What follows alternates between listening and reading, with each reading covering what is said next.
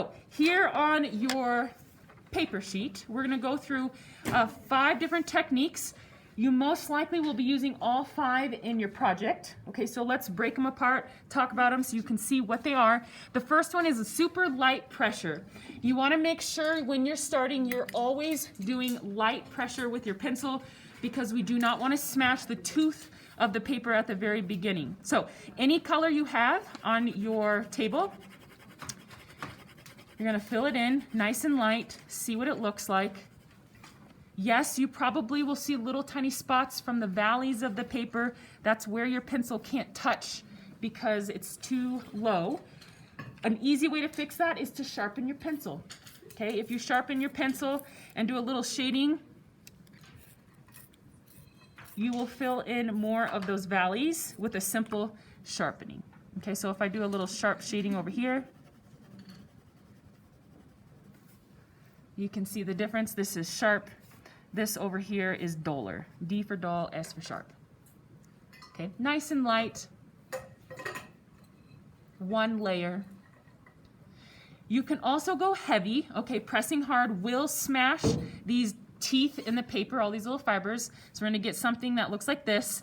I want you to do it on purpose. See what it looks like. See what it feels like. Push as hard as you can. Fill it all the way in. There's going to be no white spots because you smashed all the mountains and valleys and teeth fibers of the paper down. It should feel really waxy and slick. In fact, you can also see a shiny sheen to it if you take your paper up and look at it kind of at an angle. You'll be able to see it kind of shine. It does that when the tooth of the paper is smashed completely down. Okay? So that's what it looks like if you do some heavy pressure. We will be creating gradations through this whole project where it goes from light to dark. Okay, so combine those two, push a little bit hard, and then slowly lift up into a lighter pressure to get a gradation from dark to light. Okay, that's called a gradation.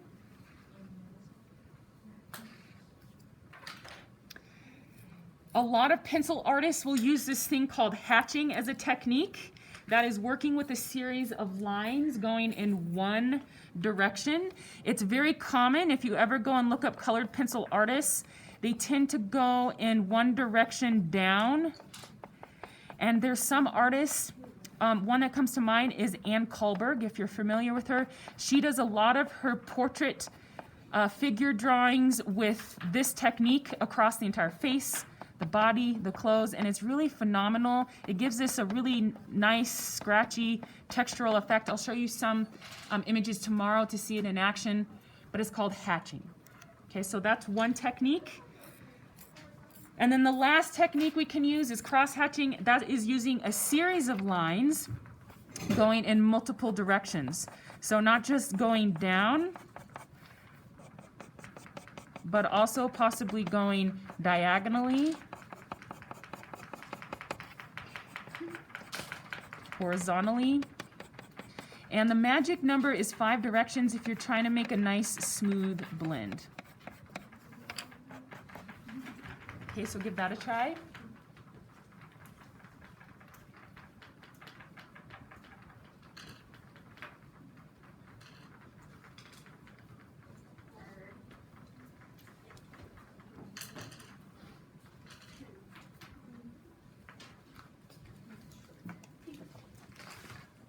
Okay, so 5 techniques. With these techniques, we're going to do some layering. Okay, so down here in our second section, we're going to be combining all 5 to create some layering. So first, let's start with light pressure and combine it with hatching. So these two, let's begin. And I'm just going to go in one direction, keeping it nice and light.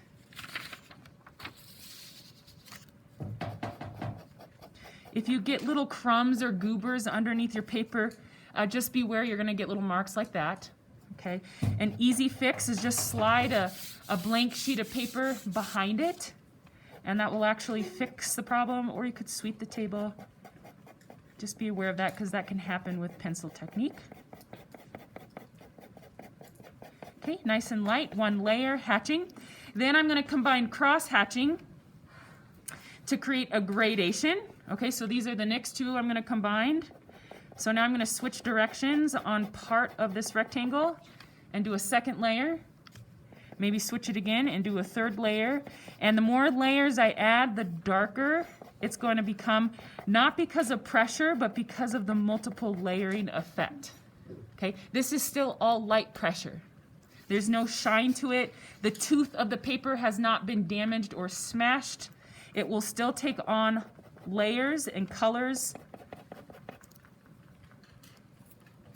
because of the light pressure. Okay, now once I get to the end of my gradation, as I'm layering my light pressure, if I can't achieve any more color here, now I can revert to this heavy pressure on this far end and push a little bit harder to get that rich, dark color. But just know that I'm smashing all my fibers over here and it won't take on as much color or maybe any more color once you're done. Okay, so colored pencil it's important to add layers slowly through the process. You don't just want to jump all the way to the darkest color from the very beginning. Okay, and you can layer with a single color like what we just did. You can also layer with whites and blacks, which I'm actually going to be looking for in your figure for highlights and shadows. So how you would approach this is you're going to start with your lightest color. So white is my lightest color here, and I'm just going to start to layer with light layers using hatching or cross hatching over on my far left side. Then I'm going to switch to my color of choice. Very lightly, I'm going to start to overlap and layer my red on the white.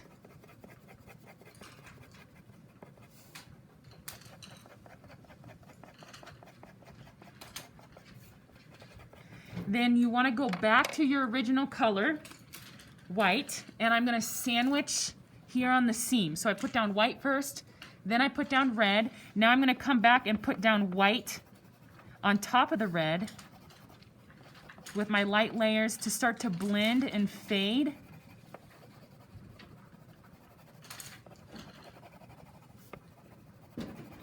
My white into my red. Okay. Then I'm going to take my red again, so we're switching back to red or whatever color you're using. Drag it out a little bit across. Then I'm going to blend my red into my black. So do some light layers of black. Do some cross hatching. No heavy pressure. Then come back and sandwich on top with my lighter color, and red is lighter than black. Do some blending with my red.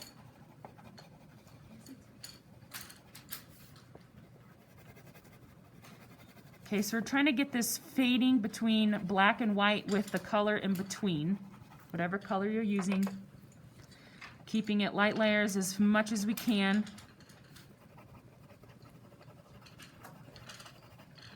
And then when it gets to the point where your light layers are no longer showing up, because they've reached their maximum color, then you can start to push a little bit harder once your layers are down to get that nice fading from white to your color to your black. Okay, so you can see by adding white and black, you're going to get more of a dramatic gradation than we did with just one single color.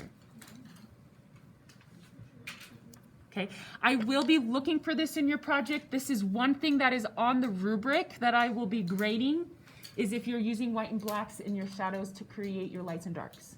Okay, the second thing I'll be looking for on the rubric is if you're adding additional colors or shading, layering with your colors. This is similar to what we did with our still life paintings when you had to add warms and cools to the painting to give it color.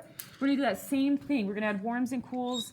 The cools go in the shadows and the warms go in the highlights. So instead of using white and black, I might use yellow to warm it, and I might use maybe a blue to cool it. All right, so I'm going to start with my lightest color. In this case is yellow. Whatever warmest color you have, that's what you're going to start with. Now, because we're layering colors, we might get a mixture and new colors coming into existence because of the overlap and layering of colors. So here my red and my yellow are going to start to create some oranges just because of the overlap of the two. Okay, so put down yellow first, red second, come back, sandwich it with my lighter color. So blending it with my yellow. Drag that red back out into the cooler color. My red is lighter than my blue.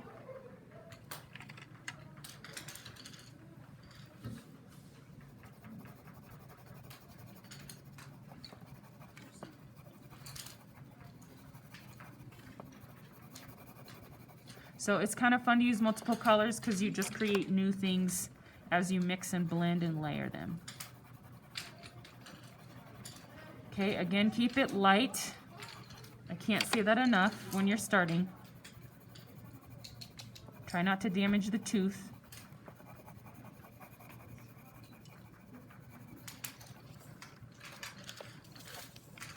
Once you get it all layered in, you can push a little bit harder.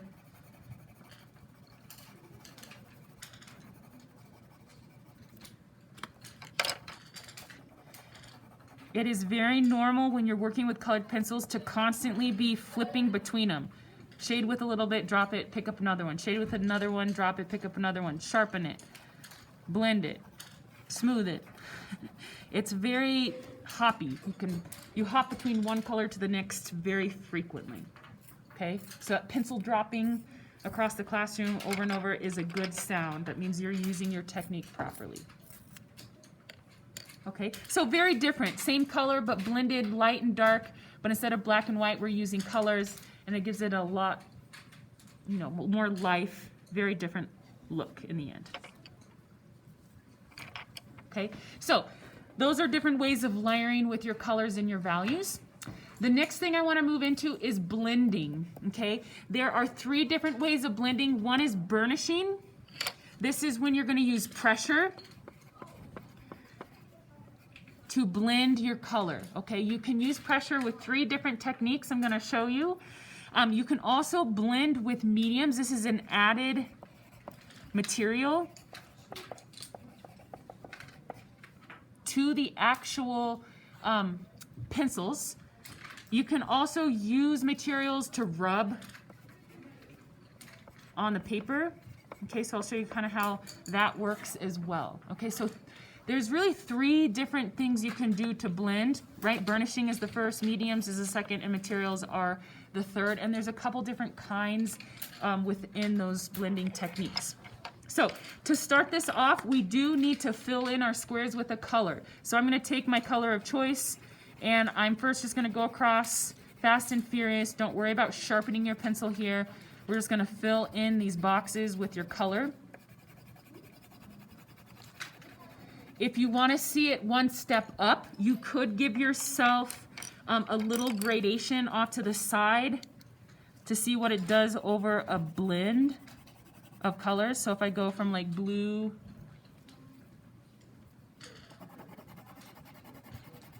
to yellow, you could set this up something like this so you can see the technique across multiple colors versus one color. Okay, so I'm going to put a little gradation here. You don't have to, but it's kind of nice to see it on different colors. Okay, so before we start, if you can just fill some color here on your paper.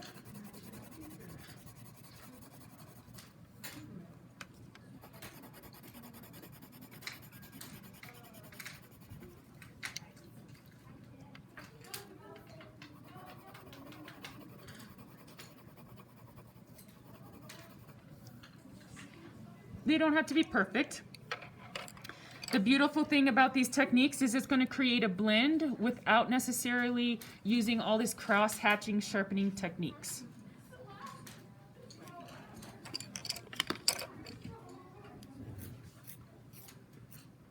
Okay, so in the middle of your table, if you do not have your goodie bags with you today, there is a colorless blender. It looks like this.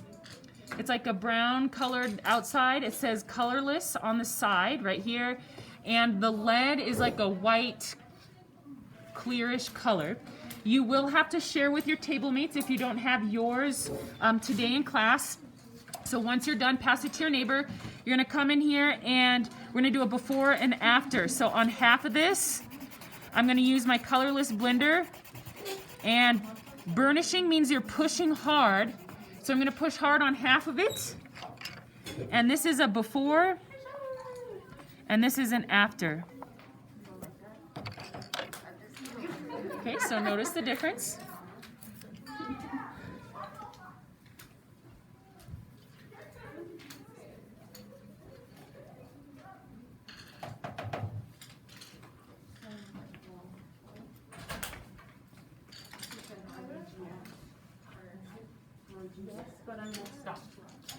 Okay, so go fast.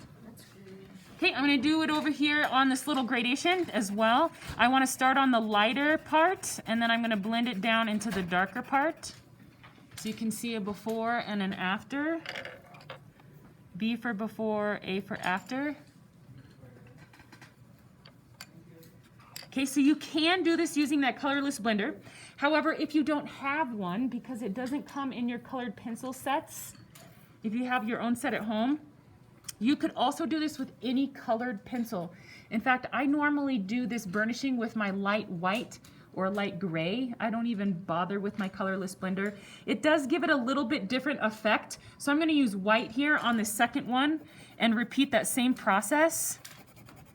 I'm gonna go right over, pressing hard, and I'm blending the wax with the white wax instead of the clear wax. It does taint the color and make it look a little bit lighter. Okay, so here's a before and here's an after. If I do that same thing on the gradation, okay, you can see the before, you can see the after.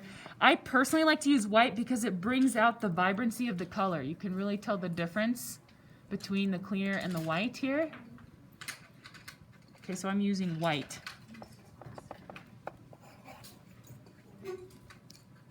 Okay, you can do it with any lighter color though, so grays, tans.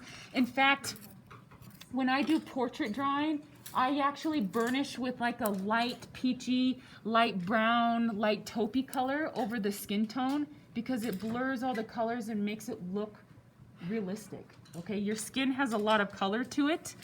And by burnishing with that neutral color, it'll give you a nice skin tone, soft looking effect.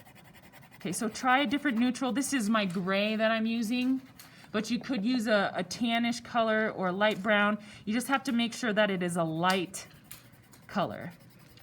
You can't burnish with a darker color. Okay, so this one is gray that I'm using.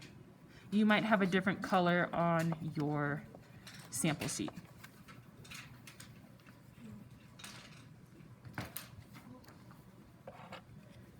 Okay, so give that one a try. Do you need to clean it off? I like to sharpen it in between because that little bit of color left on the lighter, like white or tan, or even the colorless blender can affect it a little bit. Whoops. Sorry. Thank you, Sarah. You're being a little loud out there. Okay, once you have those kind of tested out and you have experienced it, let's come back through. We're gonna fill in these last 5 boxes with a color.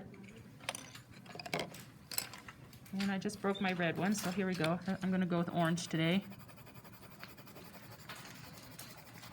Fast and Furious. Let's just prep for our added material.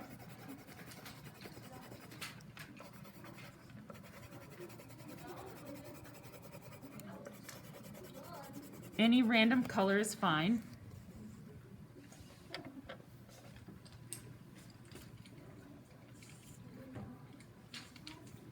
If you're confused, I'm not going to help you if you're not paying attention. I am paying attention. Okay. All right. That's good news. All right. At your table, you have 3 different materials that look like this. I tried to mark it. O is for oil. Okay, so I circled the oil. This is baby oil. Okay, careful because it can dump and spill. Next to it, this is petroleum jelly, or you might know it as Vaseline. Next to that, in this spot that looks like liquid water, this is rubbing alcohol. So we're going to use these three for this next technique. You do need 3 Q-tips. Q-tips are currently on your table. So if you want to grab 3 and then pass it around so everybody can collect their 3 Q-tips.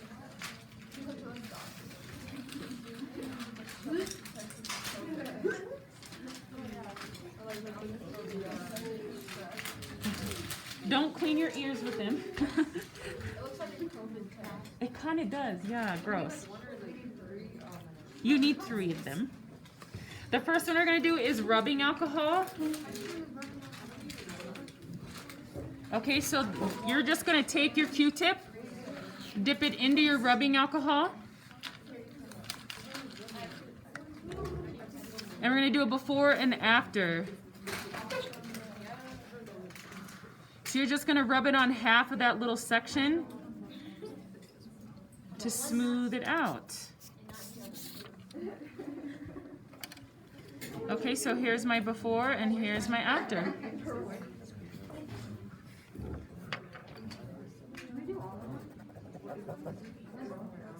We will, yes. Okay, so what this does, these added materials actually dissolve the wax that we're using in our pencil. They all feel a little bit different, but you'll get a little similar outcome. So once you've done the rubbing alcohol, you're going to dip it into your baby oil, which is the one with the O. You're going to rub it on half of that section to see a before and after. Now the baby oil is very soft. In fact, you can almost pick it up and drag it outside the box. It's very smooth and slick. The only thing is this baby oil it leaves like a little oil stain when it starts to dry. You can always come back over and cover up that oil stain with colored pencil in the end, but just know that that is something that might happen. Okay. The last one we're going to do is Vaseline. So grab a little Vaseline or petroleum jelly. Rub it around. Now notice if you overwork this petroleum jelly, you actually pick up the pencil and it's almost like you're erasing part of it because it's dissolving it so much and moving it around. Sometimes artists will actually take their pencil, they will dip it in their petroleum jelly like it's a paintbrush, glob it onto the tip of their pencil, and they'll actually kind of roll it around and draw with that petroleum jelly on the tip, and it will give the look of like a watercolor pencil. It really softens it and makes it really rich. This is an easy way to get dark, rich colors without actually ruining the tooth of the paper. Okay? The only thing is you have to make sure you wipe off this petroleum jelly when you're done, otherwise it's going to eat all the pencil or all the lead in your pencil and break it, and you won't be able to use your pencil anymore. So just make sure you wipe it off with a tissue, and you have tissues at your table when you're done so you don't ruin your pencil. Okay, so just wipe it off. This tissue can actually be really handy as well, because if you wad this into a little hunk, a tissue, a paper towel, even toilet paper would work. You can use it to rub on the paper to do the same type effect without adding an extra material. You just kind of press, rub, soften it. It pushes that pencil around and makes it really smooth.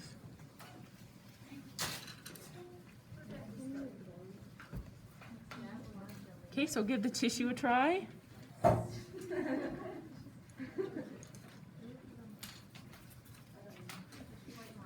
If the tissue is too thick and it's hard to get in small areas, you can use something called a paper stump, which is just compressed paper. It comes to a point. The point will get dirty with your color, so just be aware of that. You can't clean off this dirty tip. You can't sharpen it, you can't wash it. It's just part of the paper stump technique. You could try to rub it off, I guess, to try to clean it. But this paper stump will push that pencil around as well, just like the tissue, but in smaller areas. Okay, so there are some paper stumps in the center of your table in that blue cup if you want to try to push that pencil around to see what it will do. Just know you cannot sharpen these. They do not go in the baby oil or the rubbing alcohol or the Vaseline because these are not disposable. Okay, we keep them and use them for the whole semester. The color can affect your blending. If I'm trying to blend yellow and it's filled with orange, it might make it a little bit orangey. So just know that. We're just gonna throw them away when we're done. Yeah, when you're done with your Q-tips and your tissues, we're gonna throw them away. Paper stumps and colorless blenders can go back into the blue cups when you're done.